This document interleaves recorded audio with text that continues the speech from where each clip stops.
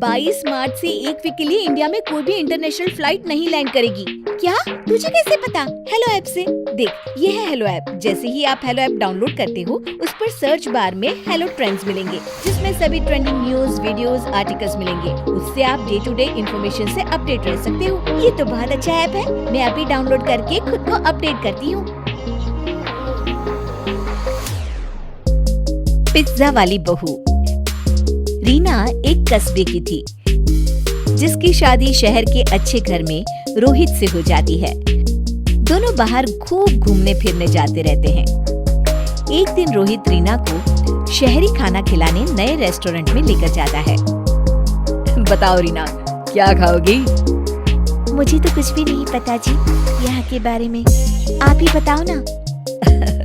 ठीक है, मैं मेनू दिखाता हूँ। रोहित मेनू देख ही रहा होता है कि रीना की नजर बगल में बैठे एक कपल पर पड़ती है। सुनिए जी, ये लोग क्या खा रहे हैं? दिखने में कितना अच्छा है, एकदम गोल गोल। इसको पिज्जा कहते हैं। ओह अच्छा, तो मुझे पिज्जा खाना है। पिज्जा खाना है तुमको? मगर ये हेल्दी नहीं होता, ब्रेड से बना होता है ना। तो मैं कौन सा रोज रोज खाऊंगी जी? अच्छा ठीक है, जैसे तुम्हारी मर्जी। रोहित रीना के लिए पिज्जा ऑर्डर करता है। रीना पहली बार पिज्जा खा रही होती है। उसे पिज्जा इतना पसंद आ जाता है कि अब जब भी वो किसी रेस्टोरेंट में जाती तो वो पिज्जा ही ऑर्डर करती थी। अरे कुछ और भी ऑर्डर कर लिया करो ना। नहीं, पिज्जा के आगे तो सब बेकार है जी। कितना चीज़ी होता है ये। मैं तो सोच रही हूँ घर में भी ओवन ले लूं। हे भगवान, बस घर में कभी मत बनाना ये पिज्जा। घर पर भी अब रीना ने पिज्जा ऑर्डर करना शुरू कर दिया था। रीना अलग अलग वैरायटी के पिज्जा रोज मंगाती और खूब मजे से खाती। वो दिन भर पिज्जा के अलग अलग रेस्टोरेंट देखती रहती थी। बेटा, इतना पिज्जा मत खाया करो, बाहर की चीजें इतनी नहीं खानी चाहिए।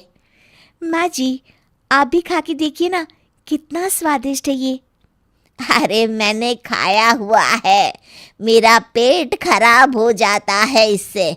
और तुम भी ना ज्यादा मत खाया करो। नहीं मम्मी जी, ये तो बस हफ्ते में 1-2 बार ही खाती हूँ, ज्यादा नहीं।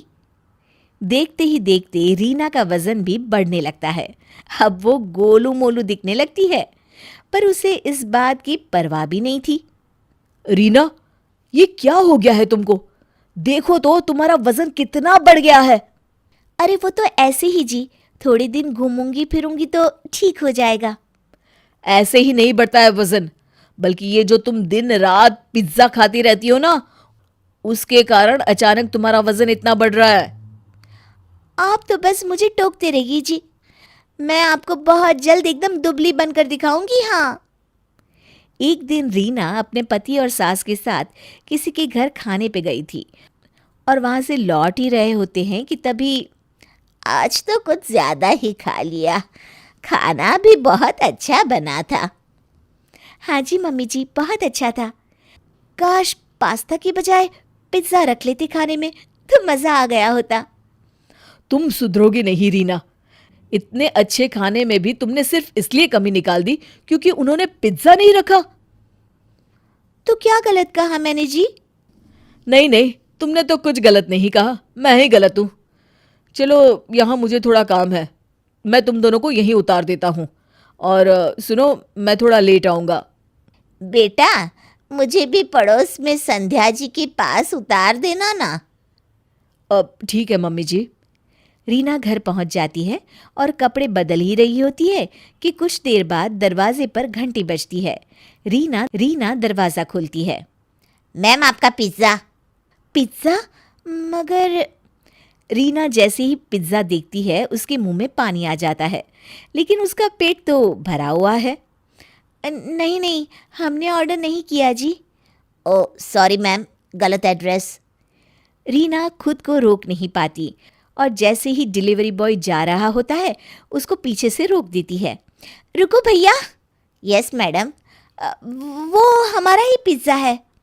मगर आपने तो बोला कि आपने ऑर्डर नहीं किया था। नहीं, वो मेरे हस्बैंड ने ऑर्डर किया था।